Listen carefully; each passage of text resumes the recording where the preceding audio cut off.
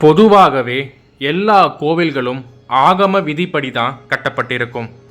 ஆகம விதி ஒரு கோவிலில் கருவறை எப்படி அமைக்கப்பட வேண்டும், எந்தெந்த தெய்வ சிலைகள் எந்தெந்த திசையில் பிரதிஷ்டை செய்யப்பட வேண்டும், மற்ற சிற்பங்கள் எப்படி நிறுவப்பட வேண்டும் என்பதை குறிக்கும்.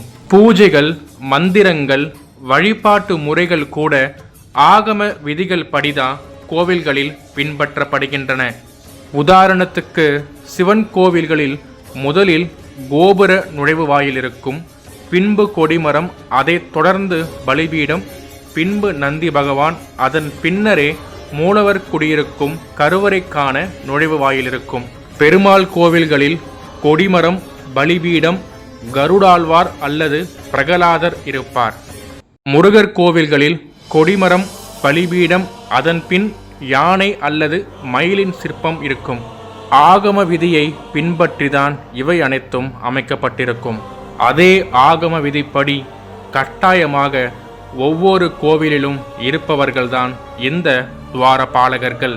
துவார என்றால் வாசல் அல்லது நுழைவு வாயில் என்ற பொருள். பாலகர் என்றால் காப்பவர்.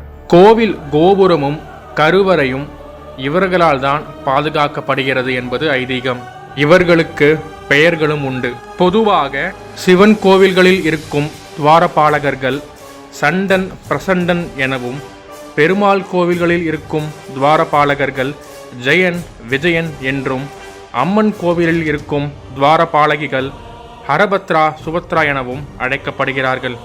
யானை எவ்வளவு வலிமை கொண்டது என்பது நமக்கு தெரியும். அந்த யானையை கூட ஒரு பாம்பு முழுங்குது என்கின்றால் அந்த பாம்பின் வலிமையை நினைத்து பாருங்கள். அந்த கொடிய பாம்பை கூட தனது காலால் வதம் செய்யும் சக்தி கொண்டவர்தான் துவாரபாலகர். காவலராக இருக்கும் இந்த துவாரபாலகருக்கே இவ்வளவு சக்தி இருக்கு என்றால் உள்ளே மூலவராக இருக்கும் நமது இறைவனுக்கு எவ்வளவு சக்தி இருக்க வேண்டும் என்பதை நாம் சிந்திக்க வேண்டும். அனைத்து துவாரபாலகர்களும் தங்களது ஆள்காட்டி விரலை தூக்கியபடியே நிற்பார்கள், மற்றொரு கையை உள்ளே காட்டியபடி இருப்பார்கள். இந்த உலகில் இறைவன் ஒருவரே, அவரே மிகப்பெரியவர், அவரை உள்ளே சென்று வழிபடுங்கள் என்பதே அதன் பொருளாகும். துவாரபாலகரை வழிபட்ட பின் உள்ளே சென்றால் நம் வேண்டுதல்கள் எளிதாகவும் விரைவாகவும் இறைவனை சென்றடையும் என்று சில நூல்கள் குறிப்பிடுகின்றன. இந்த பதிவு உங்களுக்கு பயனுள்ளதாக இருக்கும்னு நம்புகிறோம். நாளை மற்றொரு ஆன்மீக பதிவில் சந்திப்போம். சேனலை சப்ஸ்கிரைப் பண்ணி வச்சுக்கோங்க. நன்றி.